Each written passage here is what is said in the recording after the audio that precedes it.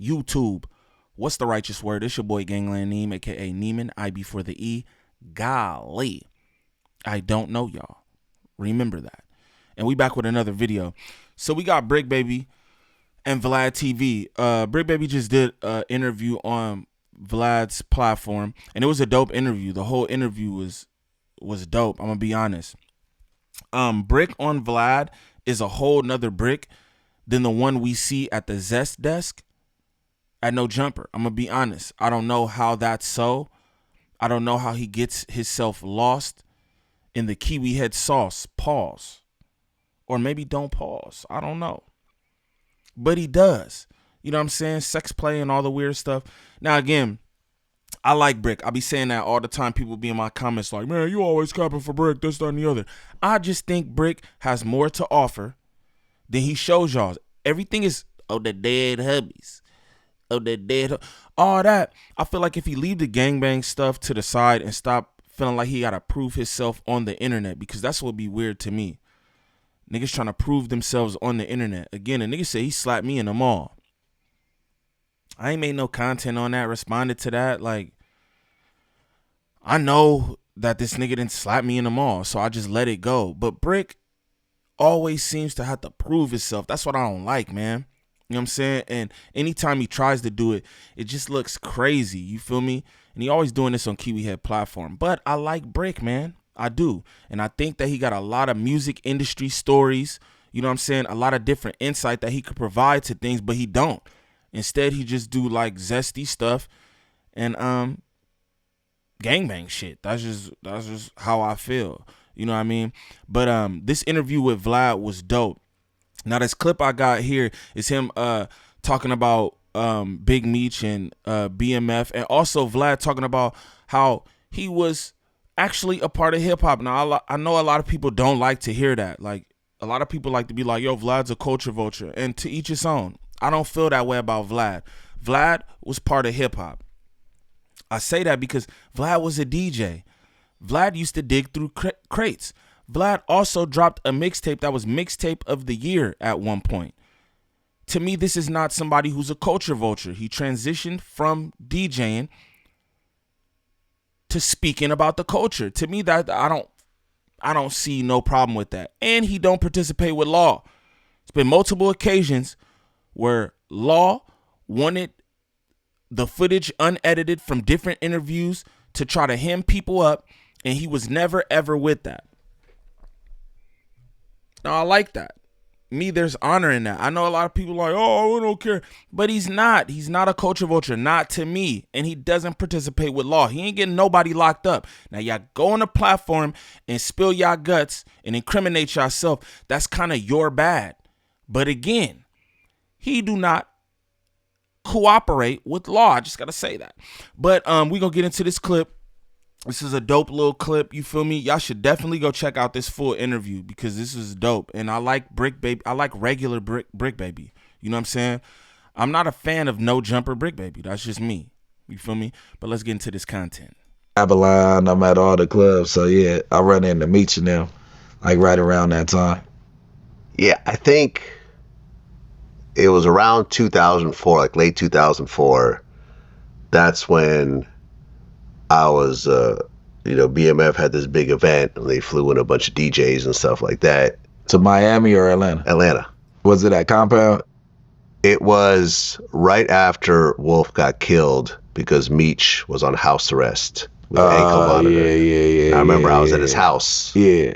Everyone was wearing free Meech shirts. Before he was even in jail. Yeah, he was. Pay attention. This nigga Vlad is like a hip hop historian for real, and I feel like nobody really pays attention to any of that. That's just my opinion. In jail, he was on house arrest. Yeah, but he was an ankle monitor. I remember I was invited to. Were you at the White House? The White House. All right. Yeah, I remember he had the white Ferrari. Yeah. And Bricc ain't capping about being with BMF. You see us at the White House over there. Yeah. I was at the White House. Bricc know what's going on. This is not cap.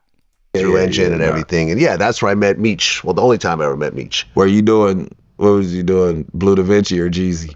I wasn't doing either. Oh, you said you were down to DJ? Yeah, I was. I had done this mixtape called Rap Phenomenon, which actually is the 20-year anniversary today. It was this, It was this Tupac mixtape where we took a bunch of vocals and got all these rappers to do verses. It was like it won like mixtape of the year. It was like the biggest thing during that time. I think I remember that mixtape. Yeah, it was legendary. Yeah, I think I know which one you're talking about. Blue Da Vinci was a fan, and he was kind of bringing me around. And I remember I met Meech's house. Everyone was like, it was really inviting. It was like, come hang out with us, come smoke, come drink, on, man. And it just seemed like it was no strangers. Like he meets you and you're not a stranger. I just feel like the security blanket, and so the love that he put out, like nobody actually hated Big Meech. Yeah, no, it was a lot of love, but also I'm looking at this and I'm an outsider. Yeah. And I'm seeing the BMF billboards when you get off the plane. Yeah. Yeah, and you can't miss it. I'm seeing all the Lamborghinis and the Ferraris and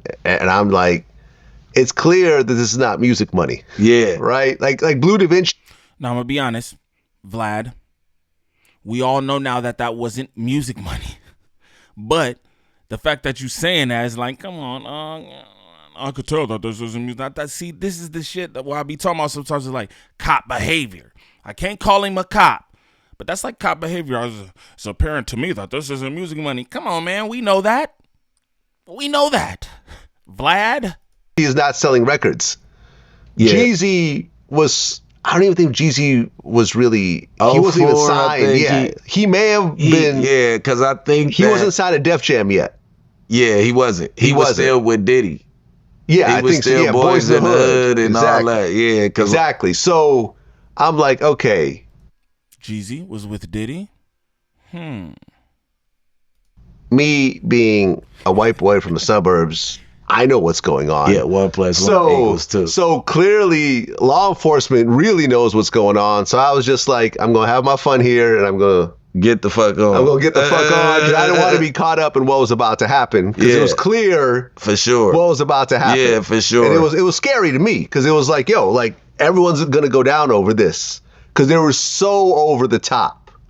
They had billboards that say the world is BMF's. They're really throwing it in the face of the feds. I don't know what the fuck he was thinking, but he was so smooth. If you read the case, if you read, like, he was smooth. If he didn't have 100 people selling dope for him, if he would have cornered it down to like a good 10 people instead of everybody could get a brick whenever they wanted, you get what I'm saying? Yeah. I think he would have lasted. Yeah, because he never touched. They don't even have wiretaps. No, I get it. It was Southwest T that was caught on the phone. Yeah, he was doing most of the talking. Meech wasn't. And but it was just, to me, like I said, as an outsider, and I was broke. Right, it was cool to be around all this money, but I'm like, I also don't want to go to prison. For sure. So I'm good. Your early wave was missed because you being a DJ, these DJs and these music people were putting significant numbers on Meech for like marketing and rollout and stuff. Yeah, no, I could have, they were fucking with me, but I also was like, man, I'll just go back to being broke, bro. I don't want to be put in a position where I was gonna have to be somehow tied into all this. Yeah, and you it's know like, what I'm saying? I'm for the show not taking a rap for you, and I don't want to be in a position to where... I don't want to be where they forced me to wear a wire or something. I didn't want to be part of none of that. So I just... for sure. I partied, and then, me and Blue, I think, had another couple of interviews over the years or whatever, but I was like, I'm good. They never let me touch no cocaine.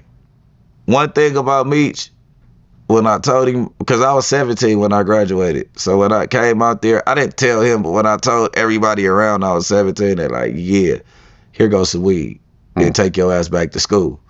You get what I'm saying? They never wanted me to drop out. It was never a situation where they was trying to take me away. They really was trying to get me to, like, I was, what was my major? Criminal justice. Shout out to Bricc Baby and Vlad for this interview. Again, if y'all got the time, go check out this full interview because it was super dope. Bricc got degrees and shit niggas don't even know about. And this is what I mean. This is what I'm talking about. Bro been to college. You know what I'm saying? He's traveled the world, but all we hear is the dead homies.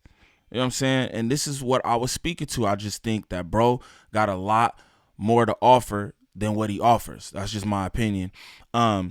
Seemed like Vlad was super pumped during this interview because he had a lot to say about BMF. But again, you could tell, you hear what Vlad said. He like, yo, I knew I had to get up out of there because I ain't want nobody trying to force me to wear a wire, this, that, and the other. You know what I'm saying? He could have been thirsty and stayed down and end up snitching on folks. But he didn't. I'm just pointing these things out because everybody like to be culture vulture. Oh, he's this, he's the cops. He's a hip-hop historian. He loves this shit, and you could tell by the time and care put into his material, his interviews. He knows things about people they don't even be knowing about themselves. They're like, oh, I did do that. That's a hip-hop historian. It's not gotcha media or anything. That's just my opinion. But shout out to Bricc Baby and Vlad for this interview. Again, y'all check this out because Bricc Baby said a lot of interesting things in this interview. And again, this is a different Bricc Baby from the one that we see at No Jumper. I like this Bricc Baby. Not a fan of No Jumper Bricc Baby. Now, if this is your first time to the channel, please like, subscribe, comment, and share. Please and thank you. We need that for the algorithm. If you could go to the top of the page, smash that Instagram link. Follow me on Instagram. Shoot me any content y'all want me to react to there. Also, join up in the Discord. Good people, positive vibes all the time. I can't tell y'all that enough. Smash that TikTok link to follow me over there for any content that I post over there as well. Now, y'all comment down below and let me know what y'all think of this. Again, I would urge y'all to go watch this full interview because it was dope. I got like 50 clips from this thing, but it's like I don't want to wear everybody out with Vlad Bricc Baby clips, but it was a really good interview. I'm not gonna lie to y'all. For anybody looking for any kind of promotion or marketing when it comes to this social media, whether that's Facebook, Instagram, TikTok, YouTube, contact @Drea the Virgo on Instagram. Again, that's @Drea the Virgo on Instagram. Serious inquiries only. She can help you with thumbnails, views, monetization, whatever it is. Contact @Drea the Virgo on Instagram. But y'all comment down below and let me know what y'all think about this. It's your boy Gangland Neem. Peace.